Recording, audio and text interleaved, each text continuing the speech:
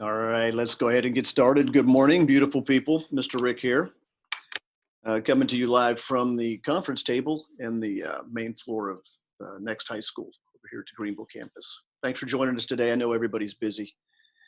We're going to jump right into the action today. I'm going to talk to you about three things today, and then I'm going to give you an opportunity to ask questions. Here's how the format runs. If this is the first time you're joining us in a town hall meeting, we've got a couple of key people right now that are helping us navigate this town hall meeting. Aubrey is out in the front office and she's taking notes.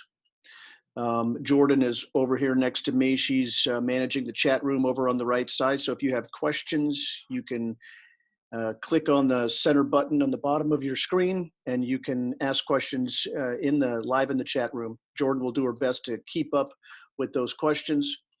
Any questions that we don't get to answer, we'll also respond back later in the notes. And we're also recording this session. So if you have to cut out sometime in the middle, no problem. You can go back. Aubrey will follow up this session with a link to the recording. So there we go. We're getting pretty good at these town hall meetings. We've been holding these. We started holding these about every 2 weeks prior to school starting. We've gone to about once a month now, and I'm going to continue to keep doing them monthly unless we see a need to go back to every 2 weeks. The purpose of this is to bring you up to speed on where we are and where we're headed. The two things I like to talk about. It's what we know and what we think. We are right now operating in a unique environment where a lot of what we're doing is we're basing on facts and assumptions, and our facts are what we pick up from guidance that comes from the State Department of Education, DHEC, our district, and then our local policy and planning. And then we're also, as we're looking toward the future, because the future is wide open with unique opportunities and possibilities, that we're taking a lot of those possibilities and opportunities and creating assumptions, and that's what we're developing as our plan. And I'm going to talk to you a little bit about that today as we look at what next year looks like. And I'm going to talk to you about the vision for that and the why I'm thinking through the way I'm thinking about the next couple of years. Okay, so first thing we do, I want to chunk this session into three conversations. The first one is we're heading into the final sprint to the home stretch as we're looking at the next 3 weeks heading into winter break. Okay, these are 3 very critical weeks for your kids. First of all, there's a flurry of activity going on in the school, getting kids caught up with their assignments, and as we're preparing for final exams. Jordan's going to step in just a minute and talk to you a little bit about the final exam schedule and what the expectations are there. We talk a little bit about Fridays. Every Friday, we have been providing opportunities for the kids to come into school from 9 to 11:30, that was been 9 to 11:30 every Friday to get individualized tutoring. I will tell you that a small percentage of our kids are taking advantage of that opportunity, and it is a rare opportunity for the kids. No new instruction is being presented on that Friday, just an opportunity to catch up and get personalized one-on-one individual tutoring. So one, I would encourage you to encourage your kids to come in here next Friday, not this Friday. This Friday, the space is closed. And thanks to our P4, all of our pros, teaching and support pros are all heading out for a pro appreciation event, a lunch, and it's deeply appreciated and it's well needed. So that's what's happening on Friday. We're also going to clean the building as we do every month with a deep cleaning initiative. The next opportunity and the final opportunity for tutoring is going to be Friday, December 11th, and we're extending that tutoring window from 9 to 12. So there will be additional time in there. Get your kids in the building on that Friday for tutoring. That is the last tutoring opportunity as we're heading into the third week, which is the exam week. Okay, so one more tutoring opportunity.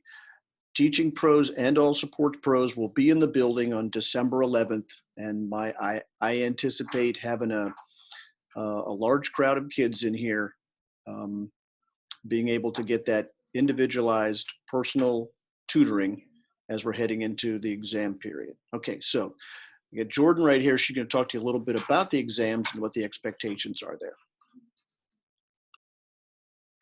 Good morning, everyone. There we go. Okay. I'm going to go on and share my screen with you so that you can see the exam schedule for next week, starting next week. Okay.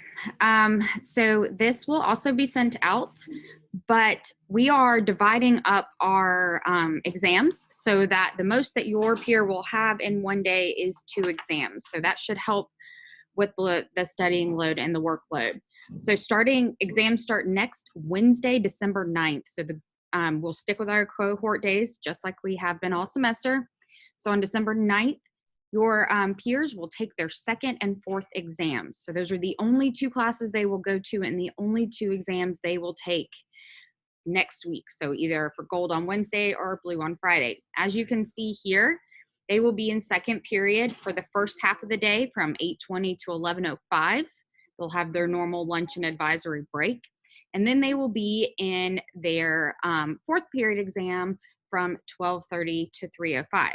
We are not going to be having 3-hour exams. I think that would be brutal for everybody. We are recommending that our pros spend the first hour and a half reviewing with the peers. So one last big review session. And then time for the exam, and if time allows, even wrapping up with another activity prior to going to lunch. So those are the exam days. Exams can come in many forms for your peers. You may hear that your peer has a written exam. They may have a project. They may have a presentation. So all of those could be exams your peer has. The other thing to point out is the EOC. So that's why our Monday and Tuesday will be our first and third exam. We have Algebra 1 EOC for first period, excuse me. So that is the reasoning behind the flipped order of the exams. So the same thing for Monday and Tuesday. The gold will have first and third, and first will be the first half of the day, third period will be the second half of the day. Finally, if for whatever reason your peer is not able to take the exam on either of those exam days, we will have a normal class schedule on December 16th and 17th. So same 4 periods, same lunch, same advisory. If your peer missed an exam earlier, we will have a quiet place where your peer can make up that exam from earlier in the week. Okay, I'm going to, stop sharing. Again, this will be sent out in a document similar to that as well. Please send any questions to me if you have them regarding the exam schedule. Otherwise, I'm going to turn it back over to Mr. Rick. Got it. Thank you. All right. If you have any particular questions about exams, you can ask right now in the chat room. Jordan will be available to answer those. If not, let's move on to discussion about what second semester looks like. All right. So here's the theme for second semester. This is what I talk to the kids about, and I talk to all of our pros about. It's stay the course, folks. I know there's a lot of chatter amongst parents who may have other kids in Greenville County schools or what have you. It's important for us right now to establish consistency and predictability. That's why we are going to maintain going into the second semester our current hybrid model.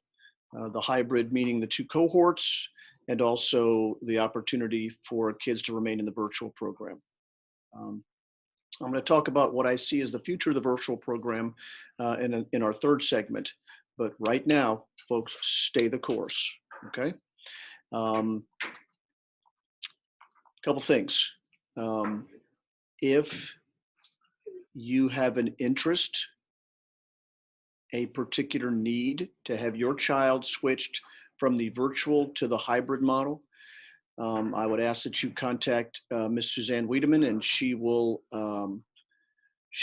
process your request. We take each request on a case-by-case basis. We essentially have a team of pros that come together and determine the viability. What that means is we have to be very careful on our end not to overload particular classes, maintaining social distancing. So if we have a run of kids that want to go from virtual to hybrid, it's going to put a tremendous stressor on our ability, on the capacity here in the school. But we can do this, okay? There's the way that we're looking at this right now, especially as we're looking at next year, is we're just looking at this in the forms of opportunities. These are some phenomenal times with some unique opportunities, and we're going to take advantage of that. And I'm going to talk to you about that in part 3 of today. We also know that we've got a few areas that we've got to significantly get better in, and we're addressing those right now. We know that Admentum Spanish and ASL is not working well for us right now, so we're committed to do what we can to make those courses more effective. We know that the right thing to do is to have face-to-face teacher pro instructor here in the building. And we're working to create that capability right now. We are committed to continue to have a Spanish program for the remainder of the semester, as well as an ASL program. Now we're going to figure out how to make it better, gooder. Okay, we'll get there. So hang in there with us. So we hear you, and we're working on that. Draft schedules are going to be ready before we go into the winter break. It takes us a significant amount of work to process the final exams, and then that leads into building of the schedules. All right, so back to the second semester. Let's stick with the theme, stay the course. Hang in there with me. This is a challenging year, and we want to maintain consistency and predictability as we move through and into the second semester. I know there's a lot of background chatter going on. I'm just telling you, listen to me. I think we've got the capacity, we've got the capability, and we've got a lot of best practices coming out of the first semester, and we can do this next semester. We've got to improve on some systems and some processes, and even some of our classes we've got to improve. We know that the Spanish and the ASL has some cracks in our armor right now, but we'll work on that, okay? And draft schedules will be out soon. All right. Now, let me get to the big ticket item. This is the one that I'm the most excited to talk about, because we're spending a lot of time thinking about what the future looks like for our school. So I want to just give you the short version of what's going on in my head when I look at modeling the future of the school. As we've looked at our school in the previous years, we've looked at it from a 5 to 7 year model. How do we see ourselves in the future? What do we see delivering for curriculum and programming and so forth? All right, so folks, what I've done is I've backed that off, and we are creating a 2-year model for our school. And it really gives us a capability to have greater clarity on where we're heading. And I feel comfortable about doing this. I would tell you that we are likely to be in this COVID or post-COVID model for the next 2 years. Now, what does that mean? That means that what we have experienced over this school year, this 2021 school year, is going to be with us at least for the next school year. 2 school years, excuse me. Okay, so that's the model that we're building. What does that look like? Well, it's going to look like, for us, this is where I go to the assumptions. It's going to look like continued social distancing. It's going to look like many of the processes that we have in place right now by keeping kids safe, keeping them protected. Does it look like that we're going to be under masks? I'm anticipating that that's a potential for the next 2 years. We are going to maintain many of the same protocols over the next couple of years that we've experienced this year. This has been a remarkable year to really test our resiliency. So we want to take that and maximize it. Now, here's the language that I want everybody to get used to for next year, which is the 21-22 school year, and then the 22-23 school year. And it's called 4x1.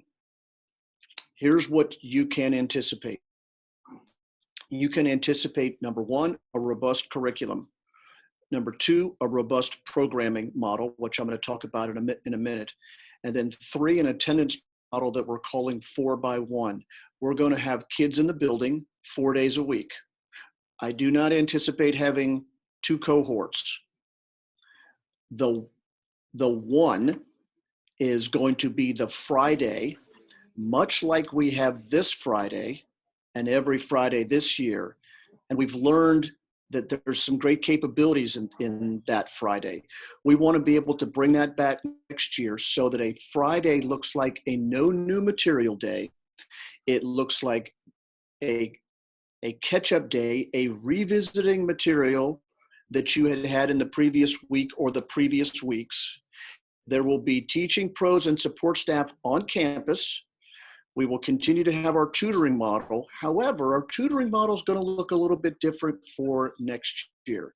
There are going to be some requirements in there for a mandated tutoring program. In other words, if your child is having some particular challenges or has not reached a particular grade in a particular class, there's going to be some required instruction on that Friday for your child, okay? Once again, it won't be new material, but it will be makeup material, all right? So once again, 4x1, 4 days, kids in the building, face-to-face.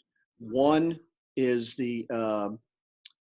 it's the Friday tutoring day, catch-up day, but also there's going to be a mandated function of that too. Okay, so all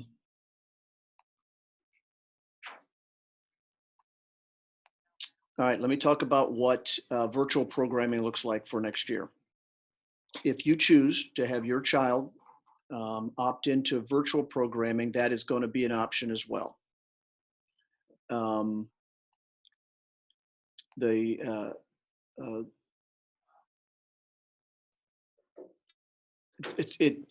absolutely makes perfect sense that we're going to maintain virtual programming options for the next years.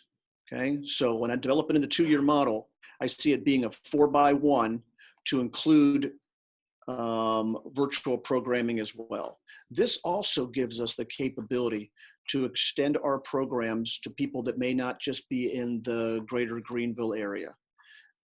We've had a significant number of kids that have relocated, and this also gives them an opportunity to stay next, even though they're not still here in the Greenville area. I want to be able to leverage more virtual programming. I want to get better at it, but I want to continue to provide that opportunity. Okay, so that's 4x1, 4 plus 1 plus virtual programming, committed to rigor in the curriculum, excellence in our programming. Now, let me talk a little bit about our programming. Behind me, you will see a board, and the board is full of brainstorming notes that about 11 of us sat around the table last week, and we put up on the board all the things that we miss, the things that we have eliminated from our programming because of this COVID crisis, okay? This is what makes us next. This is why you send your child to our school. True, I get it. You want the core fours. You want English, math, history, science. You want an elective program that's creative, that's encouraging, that's dynamic. We commit to that. But here's the other thing that I'm committing to right now is we're going to bring back programming. All right. So behind me on the board, you will see the things that make us magic. And we are sitting down and analyzing every one of these. And the question is not, can we do it? The question is, how do we do it? We're going to do it safe. We're going to do it in an environment that's dictated by by student interests. But the most important thing is we're going to do it safely. So as COVID conditions change, the way in which we deliver these may change a bit, but in the end of the day, we're going to deliver these. And I'm going to just go through a few of them just to tell you what's coming back that we have had to eliminate from our programming from this year. Clubs and sports and internships and community service. We're going to go back to Camp Greenville. We're going to have our peer ambassador program back in play again. We're going to have our benefit concerts. We're going to have all schools again. We're going to have guest speakers. We're going to have college and career opportunities. Our band's going to come back into play. We're going to have a day in the life. Some of you may remember that. It's an event where all of the parents get to come in the building and you get to experience what it's like to be a next student. We're going to bring that back together again.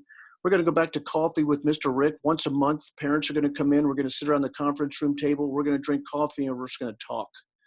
We did that for a few years, but we decided to cut that out this year because this COVID thing was really freaking us out. And I think we've learned a lot about it now, and we're going to be able to manage programming differently next year. Will it look like it did in the past? It may not. It'll look better. It'll be more. It'll be improved. And there'll be a greater sense of appreciation for these things because we didn't get an opportunity to do them this year. We're going to go back to the international market. We're going to have drive-in movies again. We're going to have market day and show off. And we're going to do all those things where the kids get to run the school. We're going to have field trips again. We're going to have student government. There's just a whole bunch of things that we're talking about bringing back. Okay. And this is part of our 2-year modeling. And it goes back to the model. It goes back to the idea of not what we're going to cut, but what we can do. We can do it safely, and we can do it in the next spirit. So that's our commitment to you. It's important to us. We lost a lot of fun this year. And next semester, we're going to do our best with a lot of our social programming to keep the kids encouraged, engaged. But this has been a challenging year for us. And enough is enough. We're going to rise to the occasion. These are new opportunities for us. So these are going to be pretty exciting times. What I'm going to be asking from you all is I'm going to be asking for you to join with us as we think through many of these processes. Okay, so I encourage you to not only become part of our P4, our parent organization, but also stay in a communication with your kids' advisors, with your kids' teachers, and also us as the support staff, and help us understand how we can effectively bring these things back. So join us in the new year as we have this, resurgence, or we're coming back to next. Okay, so I'm pretty excited. I'm sure you just got that from my voice because this is what we've been looking forward to here. We're really excited to get it back on. And a couple final things. One, challenging year. Your kids in this space, I will tell you, the ones that are here with us face to face are awesome. They are doing the right things for the right reasons. There is still magic that goes on in this building. These kids they're doing the right things for the right reasons. They're maintaining their social distancing, the cafe downstairs, the lunchroom. It's manageable. Everything we're doing in here is done with under the right supervision, with the right accountability, and the kids there's no pushback on it, and we deeply appreciate it. Probably you're reinforcing that at home, and we appreciate that. And we'll continue to leverage that for the remainder of this year. A couple final things. As we start to work through this year, we're going to put a council of seniors together, and we're going to work this next semester to leverage as many senior opportunities for the remainder of this school year. So stand by for some news on what it's going to look like for our seniors for the rest of this year. All right, last thing, and then I'll open it up for questions, is we have an enrollment night coming up this Thursday at 6:30 at the school. Now, we had an enrollment night 2 weeks ago, and we did it face-to-face. We had 8 families come in, and they got a chance to tour our school. They got a chance to listen to us talk about how proud we are of our school and our kids. And every one of those families that came in and toured our school, they enrolled their kids. So we know that what we have here is pretty magical, and we know that we can create a safe space where families can come in, community can come in, kids can come in, and we can show off our space, show off our kids, show off our programming, and that's our plan, not only for this semester, but also for the remainder of the school year and the coming school years. Okay, so there we are. So I just went through 3 things today. Went through them pretty quick. Critical 3 weeks coming up here as we're heading into the winter break. Take advantage of the tutoring opportunity. The second thing is next semester, stay the course. Moving from virtual to hybrid is going to be done on a case-by-case basis. It's still possible, but there's a process to do that. See Ms. Suzanne Wiedemann to be able to get that process moving. The third thing is the new language as we're looking at next year and the coming years is 4x1, 4 days face-to-face, all kids in the building, socially distanced, maintaining good health standards. That Friday will be the Friday tutoring day, catch-up day. There will be some mandates coming into that. Programming is coming back. And Thursday night, this coming Thursday, is please encourage anybody that's interested in coming to next year or even coming up next semester to join us Thursday at 6:30 here on campus. Okay, that's what I got. Questions. Let me look over to Jordan first to see if we got everything covered. We okay? Okay. Verbal questions. Verbal questions. Anybody have anything that they want to bring up? Come on, give me a shot.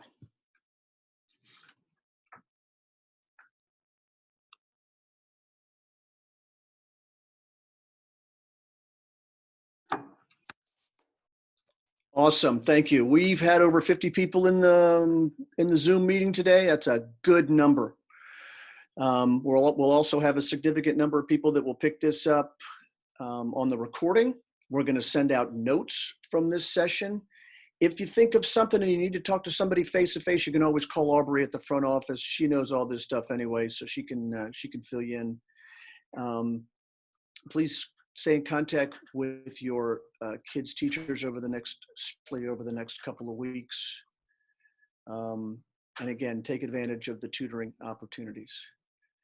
We look forward to seeing those that are in the P4 or that are going to be joining us on Friday out at Rhett's Farm. Thank you for setting that up for it. That's awesome. We really appreciate that.